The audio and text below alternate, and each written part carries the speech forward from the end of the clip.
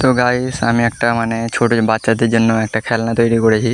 তো তোমরা এই খেলনাটা দেখো, যে তোমরা কিন্তু বাড়িতে ট্রাই করার চেষ্টা করবে। এটা কিন্তু 4x4, কোনো কাদা মাদাতে সব জায়গায় চলবে এটা, হ্যাঁ। কিন্তু অত বড় যে তোমরা কাদাতে ফেলতে পারো তা চলবে না।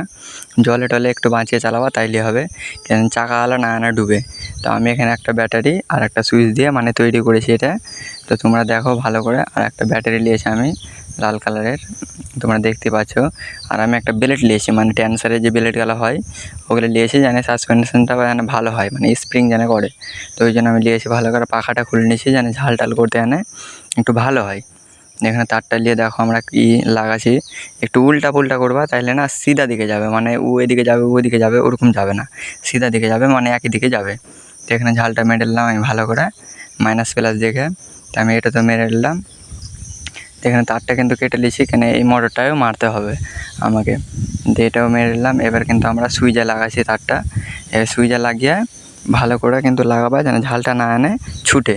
তো এখানে ব্যাটারিটা লাগিয়ে দিলাম, কেন তোমরা তো জানো এই কানেকশানটা করতে।